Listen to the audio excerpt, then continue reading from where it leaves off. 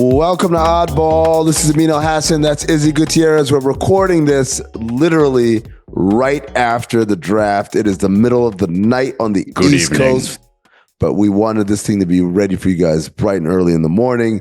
And so we said, boom, draft's over. Let's record it. Izzy, are you ready to recap perhaps the most thrilling, most exciting draft you've had in the last 12 months? I'm ready.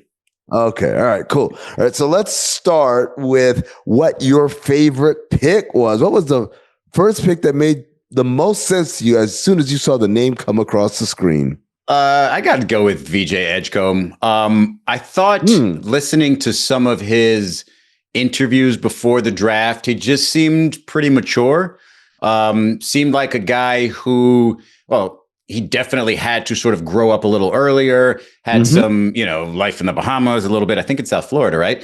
And I think in terms of a team that can absorb a young player who's still kind of learning, maybe refining his skills, but has a jump off the screen skill for you and his athleticism, I think that's a great fit for him. I think they can play him defensively. He can create, probably some pick sixes for that team.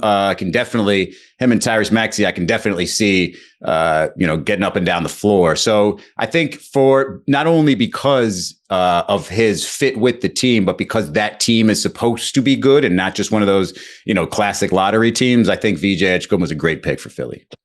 Are you worried at all with the lack of shooting? He's not a great three-point shooter at the college level. Not really. I mean, as they say, it's an evolving skill for him. I don't think he'll never be able to shoot. Not to bring up this name immediately, but didn't stop people from drafting Amen Thompson last year, right? I mean, that guy can't shoot at all, and VJ Edgecombe can shoot better than him. So I'm not worried about it. I think that's the type of stuff you can definitely develop, and it makes sense for a guy with his athletic ability to, let the shooting come last because he probably feels like he can get to the rim whenever he wants. I like that he's got some what I like to call real world experience. So not just college basketball, but playing for the Bahamian national team, playing alongside Buddy Hield, competing, having to go play Spain to try to qualify for the Olympics, having a taste of that, like that defeat and that pain. I like that he's, to me, it just gives you a little bit more of, when we talk about the heartbreak of the guys in the playoffs and stuff like that. Yeah. It gives him like a jump start on a little bit of like the heartbreak of what professional basketball, high level basketball is. And so I think that prepares him. I worry about the shooting out the gate, and I worry about like going to a team where, if everyone's healthy, they don't have time for guys who make mistakes or aren't playing perfect out the gate. I think the interview that I saw with him, he made these three comps, which I liked for himself. The first name he said was Drew Holiday. Which when I watched him play, I didn't think Drew Holiday, but I was like, you know what? That's somebody that has a little bit of, awareness. Like, not only is he not the greatest guard in the league right now, Drew Holiday, or ever was, but it's somebody that defends. And, obviously teams are going to want to hear that. He said a young Victor Oladipo, which Vic could shoot it a little bit, but a younger guard and then he sort of subtly dropped in Dwayne Wade. Of course. That's the patron saint of any athletic guard who can't shoot, right? Who can't shoot. And that's why I brought it up, is because the can't shoot thing. Like, that's the same thing people said about Dwayne Wade, and he never really could shoot, at least not from three. So I think he was fine. Well, we still have that first month or so of that one season where Gabby Union let us know he worked out all summer on his 3-point shot. So obviously that's how that works. The Ben Simmons time, but yeah. What about you? Okay, so mine is Cooper Flagg. No, I'm trying. It's too easy to go Cooper Flagg. No, mine is Khaman Malucach. I really like going to the Suns. Yeah. He's, this is a guy, I interviewed him more than a year ago when he was part of Basketball Without Borders, the team that they brought to All-Star Weekend in Indianapolis.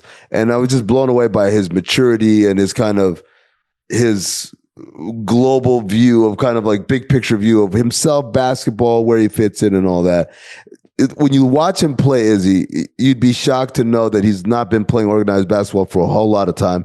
And like Edgecombe, I like the fact that he played for his national team in the World Cup, played some high stakes minutes against some really good teams, and got a taste of that again, of the high level competition, the sting of defeat and all that. So I really enjoyed the Suns kind of maybe, some people might say it's a reach because he is a project. He's still raw. The skill development still needs to happen. There's still a lot of feel that needs to happen from just playing basketball. But I think the combination of his curve, his very steep learning curve that he's exhibited already, plus the character and, of course, the mobility and agility of someone that size. I know a lot of people point to like, oh, not a great shot blocker. Like, he's an okay shot blocker, but what he doesn't make up in shot blocking, he makes up in lateral movement and ability to stay with guards on the perimeter. I think this is a guy 3 years from now, people are going to be like, wow, he went 10. I'm glad you clarified learning curve there, because when you first said his curve, I had no idea what you were talking about. I was like, does he stand this way? I don't know what you mean. I'm also not shocked that you picked the Phonenix Suns as your best pick, but I'm going to let you go ahead and pick your biggest head scratcher as well. Look, number one, it's more that he's South Sudanese. If there's any biases, it's because that over the Suns. But nationality biases, that's fine. Number two, and this is going to be real easy. My biggest head scratcher, the Phonenix Suns. What the hell are you doing? They went out and they traded for Mark Williams. Who, yes, that same Mark Williams. You remember that name from the trade deadline? Could have been a Laker. Could have been a Laker, but failed the physical, right? They gave up, if I'm not mistaken, a future first-round pick for the right to Mr. Mark Williams. But also, hey, guys, didn't you just trade? I mean, didn't you just draft with your top 10 pick a center? So now you got 3 centers, all of whom played in the state of North Carolina last year. They're just trying to keep them away from the Lakers, maybe. Yeah, so by the way, the centers away from Luka. The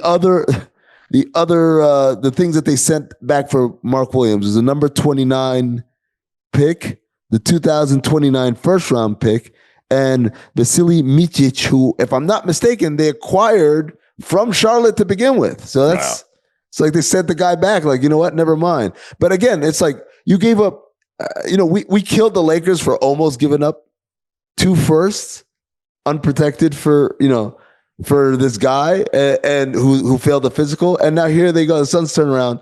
They gave up a first. It's a number 29 pick. Okay, no big whoop. But they gave up a 2029 first. And it's kind of insane.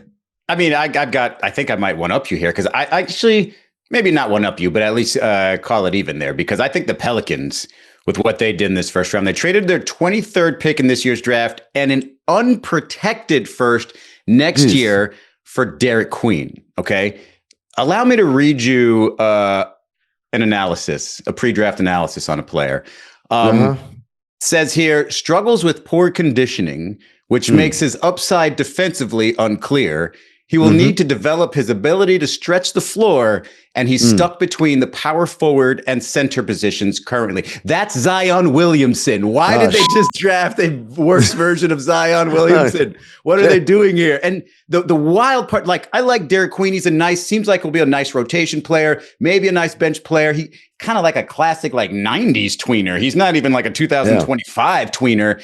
And an unprotected first next year. That's the part, man. Are you expecting yourselves to be good? Again, the desperation to get deals done to the point where you're like, you know what? Don't take it, raw dog. Don't matter, right? It never fails to boggle my mind. Also, all I can think of is now, because my Instagram algorithm is all these AI videos that look super realistic. So I'm gonna go right now, as soon as we're done with this, and request Derick Queen, Zion Williamson pie eating contest. Let's go. Do you think they drafted him because his name sounds like Dairy Queen? Oh, don't say that to Zion then. That's what happened. Zion made the pick. He's got the Denzel that gif. What are you going to remember the most from this draft? I've got one thing, and it's never going to leave my mind. But you go. What first. Do you got? This one's easy. I'll go first. It's easy for me. It's Colin Murray Boyles going when he found out he got traded by the Raptors. There he is. Got drafted by. Oh man, that's and it's like it's through gritted teeth. Like I didn't want to.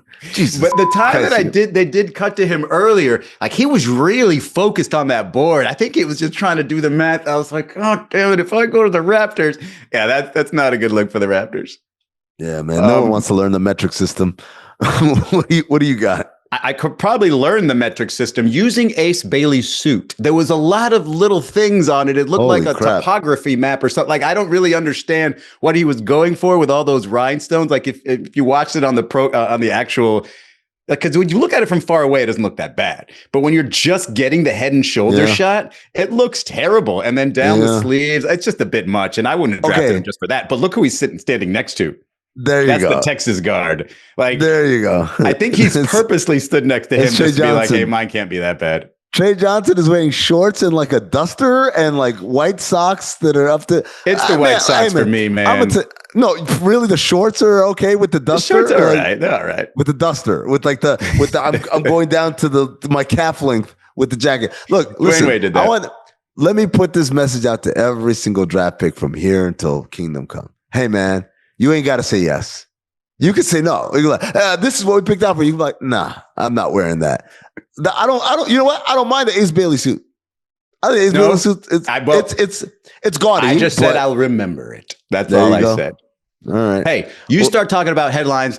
I'm going to go get the Remy Martin. I'll be right back. There you go. It's time for another edition of Headlines where we take you through some of the biggest headlines in the NBA today. Headlines is presented by Remy Martin. 1738 Accord Royal. Exceptionally smooth cognac for all your game day festivities. Please drink responsibly. Let's see those liquor levels now. Wow. Dent. Harvey Dent. By little sip. The Dent Act. All right, here we go. Izzy, do you got your breath back? You want to start or should I start? I can start. The Houston Rockets signed point guard Fred VanVleet to a 2-year contract extension worth $50 million. Maybe now he can finally afford that space in his last name between the Van and the Vliet. It's so stupid. It's got a capital V and a capital V. Just put the space in there. Why do you need the other capital V? Get a space, please. He needed the extra 50 mil. It wasn't enough. The last deal wasn't enough, but now finally can afford it. Yeah, it's expensive. You ever try to buy a space? American Airlines Arena couldn't afford it. Oh boy, how about that? AAA, RIP, pour out a little Remy Martin for him. Hey, the Utah Jazz, with the 5th overall pick, selected Ace Bailey, despite him making it clear he didn't really want to be there. When asked for a quote, like, hey, is there anyone you'd like to quote in this moment, Ace Bailey? How do you feel? He said, what Colin Murray Boyle said. It's a callback. The kid that said that was the F he got drafted. Got it. All right. Well, another draft pick, Walter Clayton Jr., was asked before the draft if he could have dinner with anybody, living or dead. Who would it be? And he chose Miami-based rapper Rick Ross, Miami head coach Eric Spoelstra, and Kobe Bryant. But that was when he thought he was going to get drafted by Miami. Instead, he's going to Utah. So Utah-based rapper, he's not going to have a rapper at dinner. He will have to just introduce himself to Will Hardy. Guarantee you he's never met him. Kobe, maybe, but I think Kobe might pass as well. Kobe might pass. I think the ghost of Kobe is like, I don't want to go to Utah. Maybe somebody can introduce him to soaking. There you go. What? Okay. The next headline, the New Orleans Pelicans traded CJ McCollum, Kelly Olynyk, and a future second to the Washington Wizards for Jordan Poole, Sadiq Bey, and the 40th pick in this year's draft. In other words, this is about to be a show in New Orleans. Hold on, man. You got two fat guys with trouble conditioning and Jordan Poole? Is Sadiq Bey a real person? Is that just a name to be traded later? He's been in the league. Like, it's funny. He went to Villanova with the rest of those Villanova guys, but I feel like he's played for 19 teams in the meantime. He's a bot. Yeah. All right. That's it for this week's headlines, and that's it for Oddball. How do I say goodbye? Wait, what do you mean? To what it's just Friday.